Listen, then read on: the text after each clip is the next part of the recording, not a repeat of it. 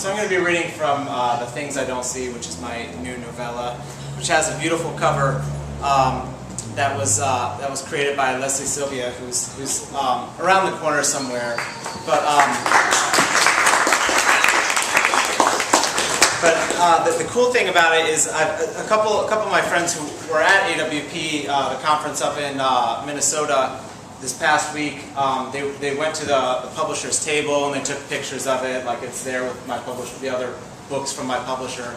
And it's clearly the best cover there. Like you look at this picture of like all these other books, and Leslie's cover clearly stands out, and it's awesome, and puts everyone else to shame. So I really, there's a lot of people here, and I haven't had like a formal release party or anything, but my book owes everything to her, and she did an amazing job. So really, Leslie, even though you can't see me or my eyes right now, they're just communicating a lot of thanks, and I think you're an amazing artist.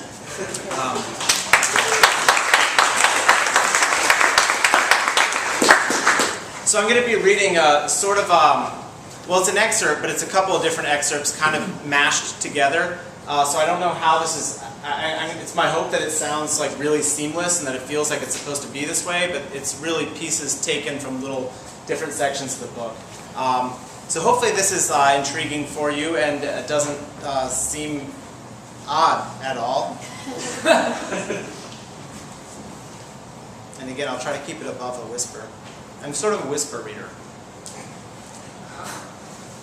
It's true. I first met Taylor when he was 4 or 5, Tara calling me Friend Craig for the year we dated. And then after our wedding ceremony, my name changed simply to Craig. Not Dad, but I couldn't really be upset, not yet. I hadn't earned it. From the start, we'd never clicked, me and Taylor. But I always just thought, stick with it. Someday he'll see how much you've given to him, and things will be different. But when I spoke, there was always this exhausted look in his eyes, threatening to spill into hate, like he'd heard everything I would ever have to say, and he just couldn't take it anymore. I figured maybe all kids have that perspective on adults. Some are just better hiding it than others. I kept working at it, year after year. And against my better judgment, I'd started following my wife's instructions to encourage without qualification. Didn't matter if I found him constructing Blair Witch-style stickmen and hanging them from trees in our backyard, or if I found him slicing slits in old t-shirts, soaking them in coffee, calling it all a fashion experiment. No matter the strange shit he was up to, I was supposed to say good job or cool, or whatever else you say to an 11-year-old who isn't yours and will never be yours, but for whom you've dedicated yourself to be a real dad. Don't discourage him, Tara had been telling me ever since we got married. And who was I to argue? I'd come late to the game, and my role had been decided before I'd ever accepted it. I tried to keep my mouth shut about almost everything. The disturbing artwork, the zombie comic books, every single pairing of the words zombie or living dead, zombie high school, the living dead crusade, and zombie prison, and priest of the living dead. Glossy books spread out across his room so that I could barely open the door without seeing brains chomped by black teeth. Back at the old Curry Ford duplex, there was a video store down the road, Netflix-proof in that part of town where no one had home theaters or knew how to budget for subscription services. Taylor, my stepson, would walk to the video store with his one weird friend and scour the boxes of movie posters that the store gave away once they came off the walls.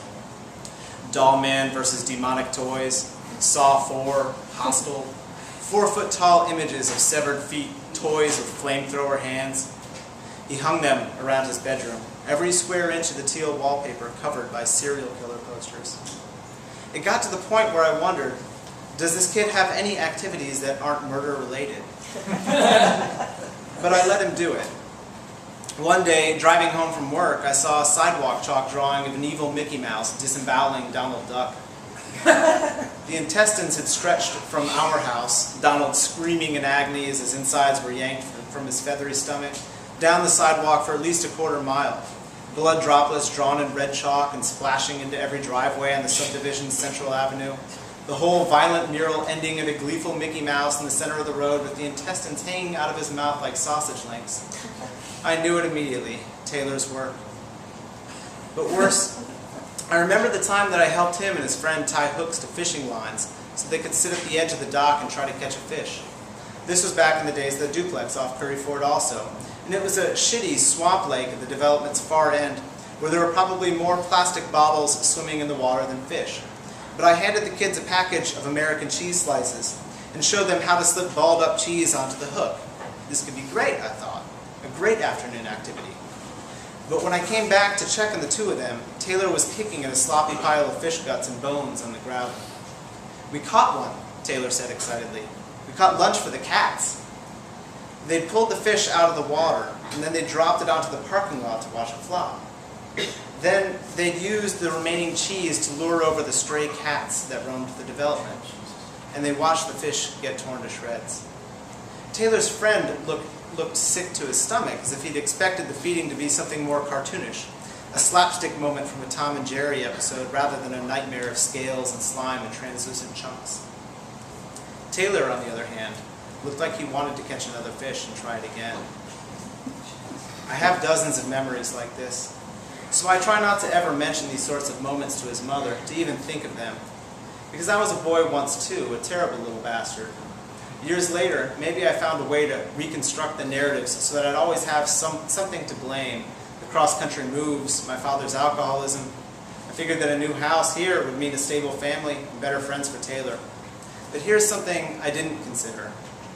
What if Taylor was the bad influence on his old friends? Parents never consider that, do they? If he finds troublemakers everywhere, maybe he's the one creating them. Thank you.